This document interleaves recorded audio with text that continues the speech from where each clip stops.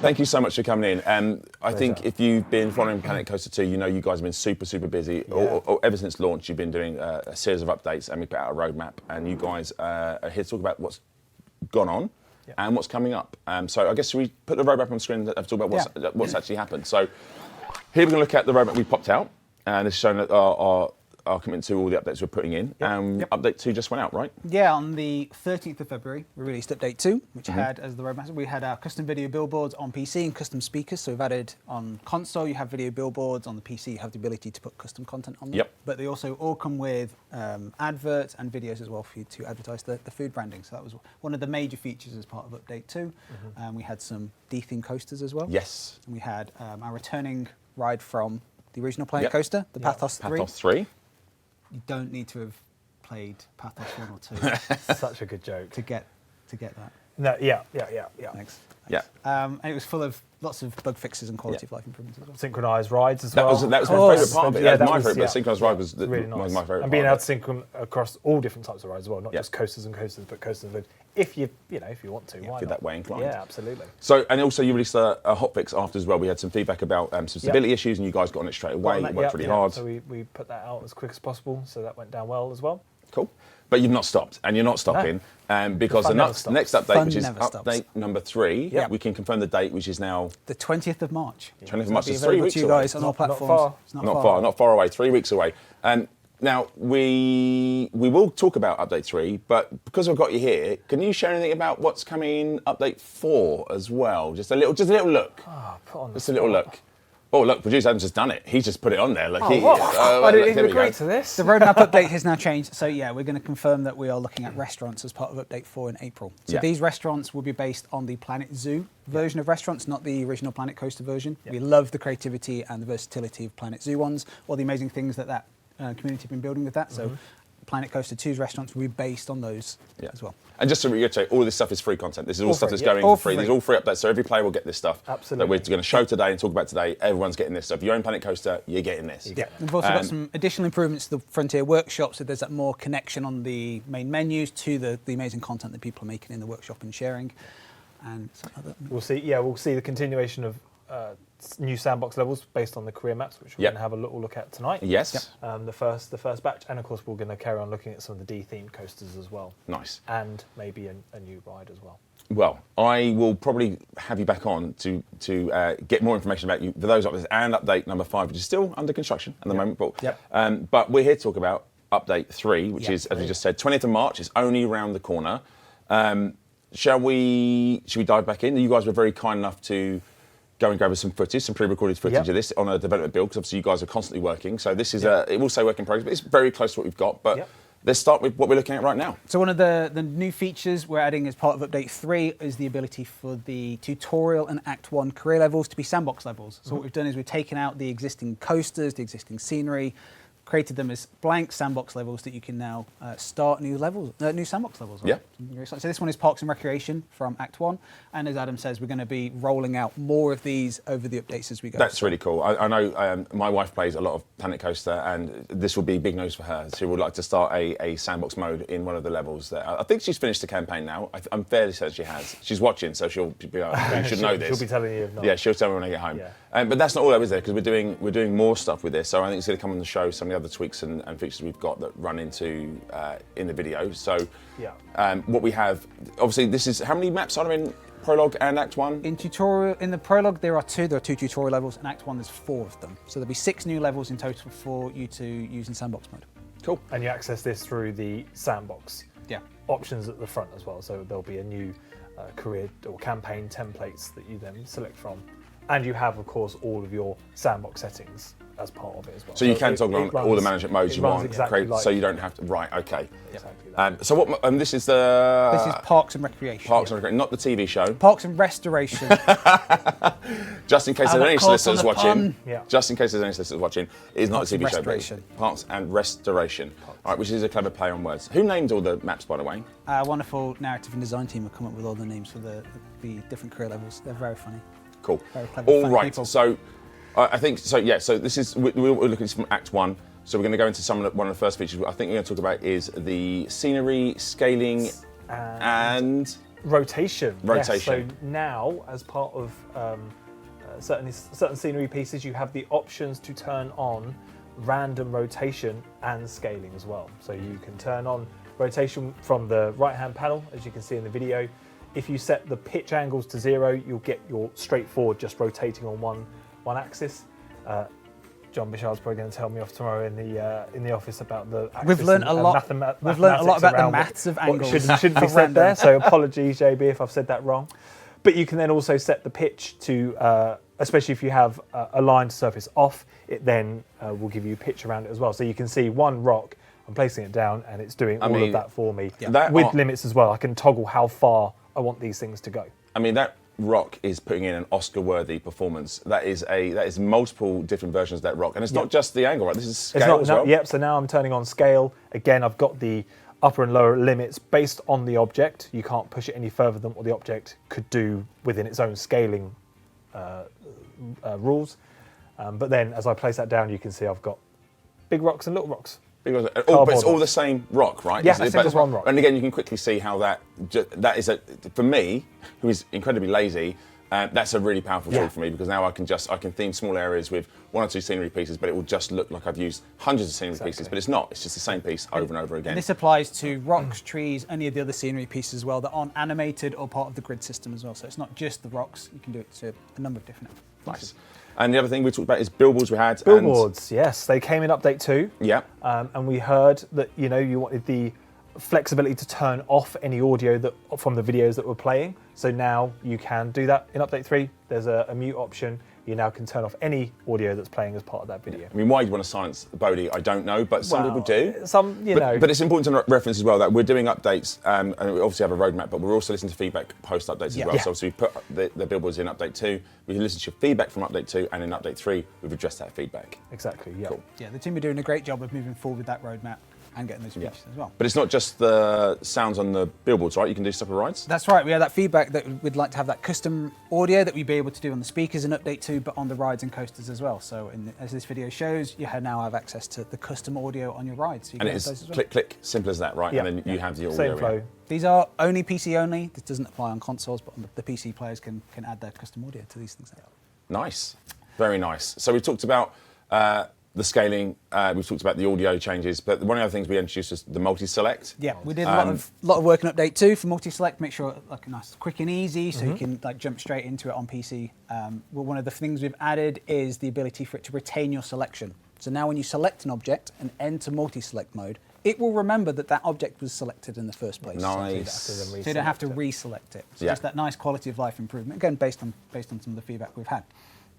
We've also added new filters. So beforehand we had one filter for scenery. We've broken that out into different filters. So you've got your nature, your particle effects or props. So if you wanted to select just your rocks and trees, you now have that finer control. That is a godsend. That is a godsend. So thank you very much for doing that. A lot of players will be really happy with that. Certainly a lot of creative players.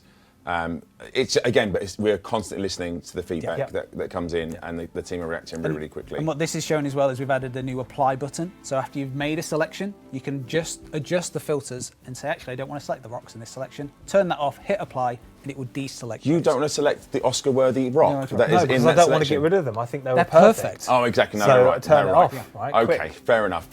All right, good save. And those filters apply to demolish mode as well, because it's a very similar tool. So a lot of expanded functionality for multi-select and demolish. It'll give you that finer control as our players would like to have. Cool. And again, I'll keep stressing this. Obviously, the update's coming March 20th. We're doing highlights now of what's coming up there. So there'll be a full list of stuff that we go through. And we're not finished here. You're going to hear us a lot, but there's more. So I think we're going to talk about the de-theming of coasters and stuff next. I think producer, we have some more footage of this. So do you want to talk through what we've got here? Yeah, we have one of 2 new ones that are coming in Update 3, which is the Ultimax launched. Yeah, I checked my notes. I didn't check the notes. No, delivered that confidently. Ultimax launched. Same process that we had in Update 2. You select the coaster. It comes with the themed one that we're all used to and are enjoying. But if you want extra creativity or extra options, go to the Creative tab, and now there's the standard version. And it's literally that click. Just that. Yep.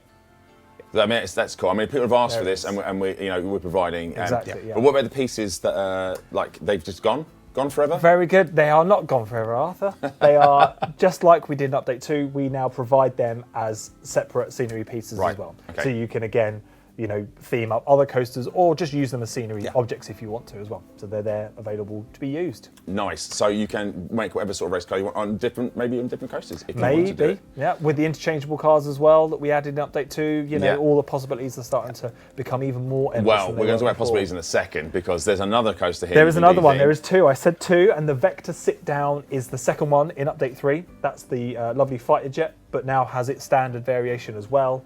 And again, just giving you freedom options to leave the car as it is. Standard form looks fantastic as well, but give you more real estate to customize it if you want to. And of course, you have the scenery pieces along with this one. What you're saying is I can make a fighter jet car roller coaster. Absolutely. I look forward to seeing it on the workshop. I mean, normally it's just fire and trees. We established in the previous one. That's all we add to us is fire and trees. But I think now we've got other options. Now, I think, chaps, we can do fighter jet cars with fire and trees. Yep. So that's really exciting. Sorry, I'm rambling on. I know, it's all right. You just realised that I just cut to me with my mouth wide open, so apologies for that, everyone. Yes, new ride, new coaster. So in Update 2, we brought Pathos 3, which we realised you don't need to watch 1 and 2 for.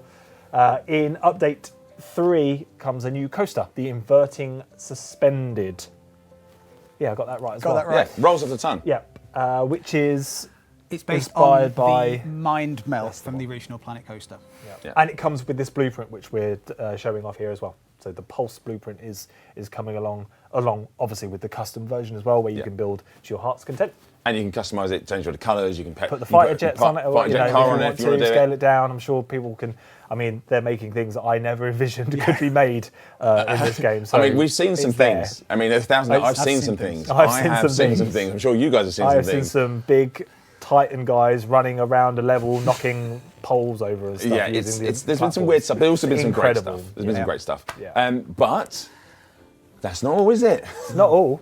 No. We don't stop. What else is coming in Update 3? What else are we going to talk about? So in Update 3, I think as Robert mentioned before, we're focused on management and economy changes. Okay. So we're going to jump into our old water park, something that's been a trusted friend, this water park level that's been with as many and unlocked. Yes, I think if people remember, this was actually made by our CEO Johnny Watts. Actually made this water park. A 9 out of 10. The 9 out of 10. Brave to keep going with the 9 out of 10. I made it a 10 out of 10. Oh, and I've still got a job, so he agreed. Yeah. But I mean, for those who remember, actually, even before we start talking about the changes that you've made, you can actually see visually it looks different. Actually, just the way people move around the park and stuff like that. So, do you want to talk about what we're seeing now? So it's a wonderful water park with some a tease of the flume stuff that we might be talking about later. But one of the things that we show that allows me to talk about is the changes to the management system. So the guest system has been adjusted so that the quantity of guests when your park is just starting is a lot less now. Yeah. So beforehand, when you were kind of 1 star or around that area, there'd be a lot of guests. It wouldn't be that challenging for you to build because you would have a lot of money coming in. Because it's a lot of guests. We've softened that off so there's a lot less guests at the beginning of your park, so there'd be more of a challenge when your park's first building up. We've also adjusted the rate at which the guests arrive at your park, so there's a consistent arrival of guests that's now more closely tied to your rating. So beforehand, they would come in big groups or leave in big groups. Now it's that constant drip. There's a consistent number of guests arriving in, so that you'll kind of won't see that. So you really have to start thinking about like how you're building your parks out, because you have to think about your economy and stuff like that. Whereas in the past, you have this overwhelming number of guests that would come in. It makes it a little bit easy for you. Now you really have to manage those people that are coming in. We're trying to balance that challenge a little bit for the early. And it also means the guest number in your park will more accurately reflect how good your park is. Yeah, sort of rating. It's more immediate. Yeah. Okay, and talking about the rating, is there something to do with the scenery rating? Correct. So the park rating is based upon sub-ratings that we calculate, one of which is the scenery rating. We've adjusted in Update 3 how we calculate scenery. So previously in Update 2, your scenery in your park could be anywhere. That scenery could be other side of the map, and we would still be giving you lots of kudos for it, a very high rating. We've changed that now. Your scenery has to be now where your guests are. Yeah. So there needs to be a proximity, and your guest kind of the value of the scenery is based on where you're They have to see it to rate it, right? They can't. Exactly. Yeah, exactly. But again, that ties into that tool, right? So that tool will now help you go into those smaller, more compact areas, use that tool, pick an item, and theme it quite nicely, but quite quickly, using the new tool set you've got. Yeah, exactly that. And we've also adjusted the refunds. Refunds, well. okay. So refunds has a big change. So we've added a new refunds section to the finance screen. So now you have a breakdown of what your guests are requesting refunds from the tickets they've bought. But we've added 2 new refund types. So one of which is the pool pass and the priority pass. The priority pass has been changed on entry to be dynamic, firstly. So instead of being a flat fee of $10, it will now accurately change depending on how many priority passes you've got on the different rides in your parks. So that's more dynamic value. But also the refund aspect has been changed. So if your guests on entry buy pool passes or priority passes, but never use them. Yeah. Maybe you might delete the pool, right? You might delete the pool. Or you might try and... Yeah.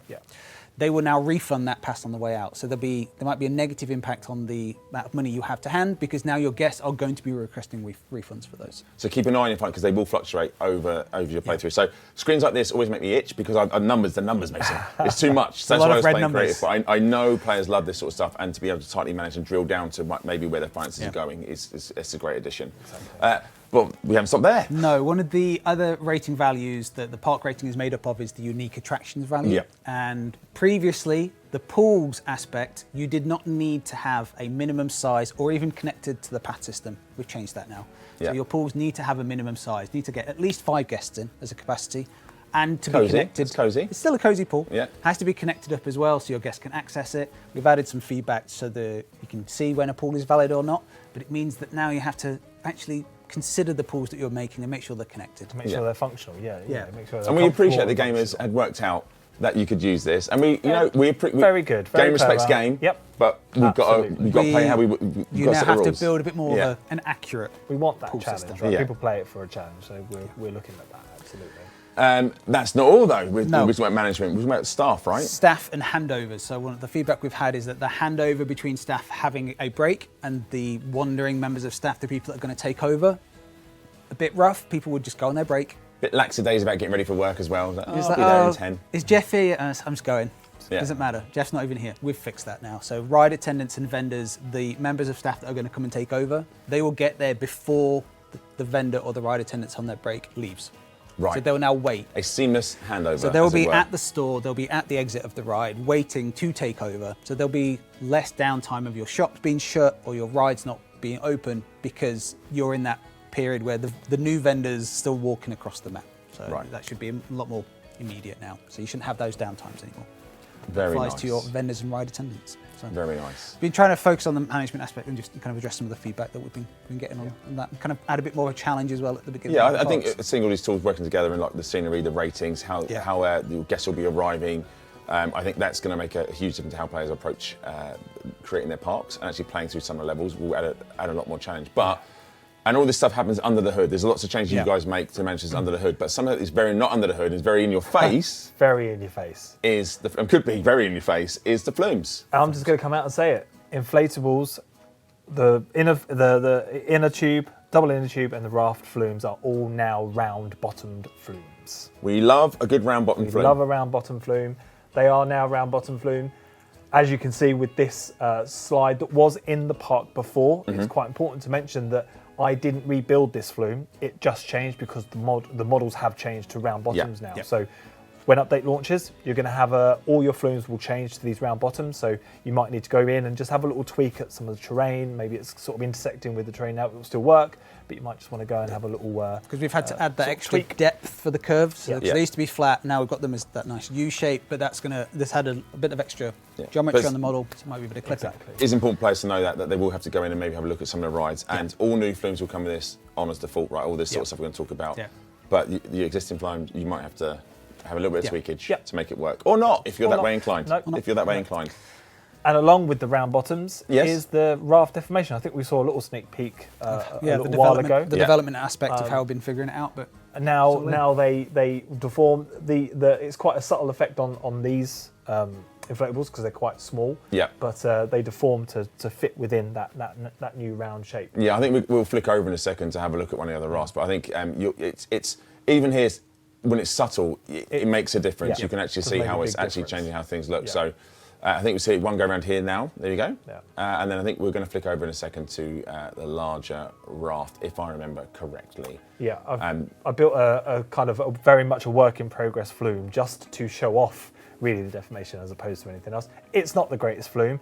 Don't tell Johnny this, but it probably brings the park back down to a 9 I did notice it's 4.7 as opposed to 5 stars. Based on this flume. What I built here was tried to show off the raft flume because it's so much bigger, really shows off that deformation in the way that it contours to the new round bottoms of the flumes themselves.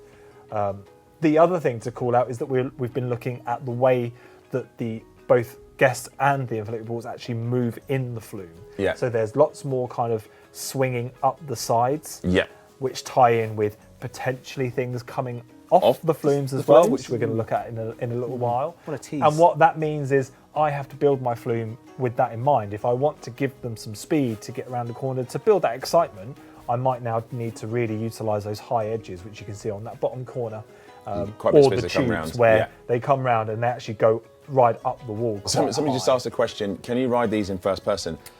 Yes, you can. And with these changes, some of these will be quite intense. They are quite intense, but no, you can absolutely ride them in first person. And it's really lovely to see that movement that this achieves. So. But we're not just doing this though. I mean, I say we, it's the Royal We. I'm doing nothing apart from talk about it. You guys and the team are doing all the hard work. The team have done an incredible job for this. But it's not just on these flumes, is it? And on the raft, sorry. It's on everything as well, right? So it's actual flumes as well. Yes, yeah. The body flumes themselves have a level of sort of, we've been calling it bendy bodies, but to accommodate kind of the sharper hills or dips in the flume, the bodies now actually kind of conform to it as well a little bit. So there's sort of lots of small adjustments that have really helped bring the whole thing up. And I was talking about jettisoning before. You teased it. And here I have built quite a fast steep slide with a big hump. Previously, they would have just gotten over the hump and then carried on into the pool. Now, because I've turned the behaviour on, which we'll have a look at the toggle in a little while, they actually come off. They are jettisoned off this flume. And lucky for me, I've built it so that they land in a pool. Yeah, I'm sure all our players will do that. I'm sure they will. And this is not just kind of the vertical humps, but also the lateral corners as well. I was going to ask that question. So when your guests or your rafts or inflatables experience G-forces, they will come off sideways on the corners or over these humps as well. So we've got that jettison behaviour on the ups and the sideways. Yeah. So just I could just want to watch this scene all day. Yeah, long. but just for my own, in case for some reason they don't land in water. Why would you ever do that? I'm sure no one will. But what happens if you don't land in water?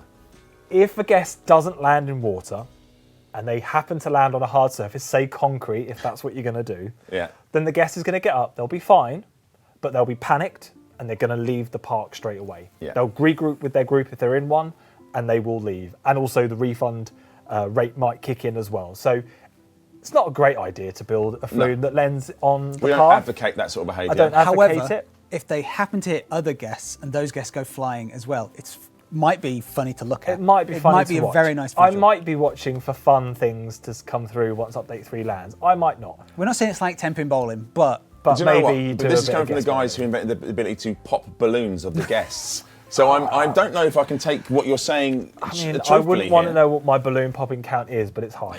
It's a lot. So we'll see what happens. But yes, they will ride it. They won't get hurt at all, but they will have a negative consequence. So do think about how you're building your slides. Yeah.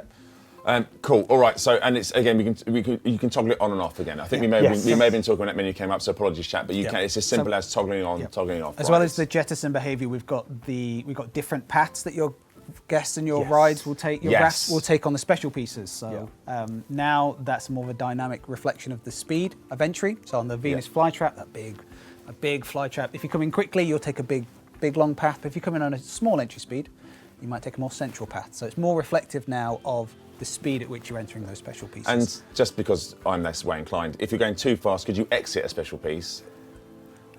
Again, yes. I don't know why you want to do this to your poor guests, but yes, there are going to be some sort of fail states where you've entered too quickly and it's potentially jettisoned right off that special piece. As you mentioned, it's behind a toggle. So the jettison and the alternative paths on the special pieces are behind the toggle. It's an opt-in. So if you don't want that, it will revert to the old behaviour where the guests will stick to the flume and they won't take those alternate paths. On existing flumes. New ones, it will come. New ones, it will be on by default. So all of the ones that you've got in your parks already will not have this on. This will not affect them, but if you want to turn it on and see how the thing that you built before works now with this new behaviour on, you can turn it on. But as Adam says, new flumes will have this on by default because we want this to be the default behaviour going If you want to, you can turn it off. Yeah. Perfect. So turn them on in your park, have a look. maybe tweak your flumes. You know, you can sort of work around it if you want to turn the option on. That's kind of a fun challenge to have as well. Yeah, I mean that's a huge amount of stuff. And then again, just to stress, coming March 20th, this is only the highlights we're talking about. We're talking about the flumes, we're talking about Jettisoning, we're talking about toggle on, toggle off, we're talking about deformation of the Raft, new management stuff. With the staff arriving as a switchover comes in on time, making sure that we've got the scenery you can scan and shape. Exactly, we've got de-themed coasters. We've got I've forgotten the names, but you can make a jet fighter car now. You can do that. That's all that matters. That's all we say in the office. Yeah, we've got a new coaster. That's a lot of stuff coming. There'll be bug update fixes. 3. There'll be issue trackers. There'll be other quality of life things that we haven't spoken about today. It's a big update. So that's a huge amount of stuff. So I can only say thank you so much for coming. Hold your horses, cowboy. Oh, because I've got one more rootin' tootin', gunslinging, but Wild West invoking surprise for you. what would that be? If you pass something to my producer without telling me? Adam, wouldn't roll the VT, Adam.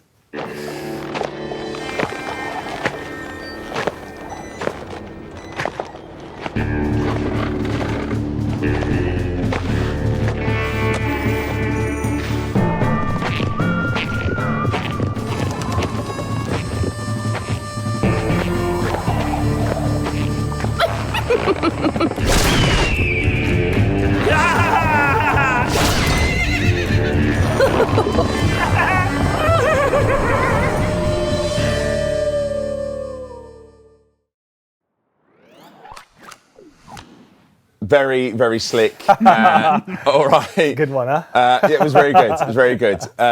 So on top of all the stuff coming March 20th, we also have our returning theme as well, which is Western, which is 350. It's over 350 scenery and building pieces, based and inspired by the Planet Coaster, the original Planet Coaster. Yeah. So I saw chat was very happy with that.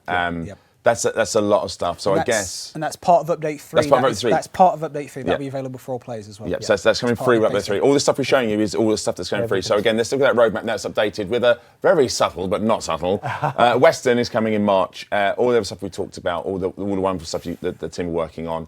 And obviously we touched on lightly what's coming update 4 for all players, which is restaurants. We talked about that, and some other stuff that's coming in. We continue on bringing campaign maps into Sandbox and de-theming coasters and all that other good stuff.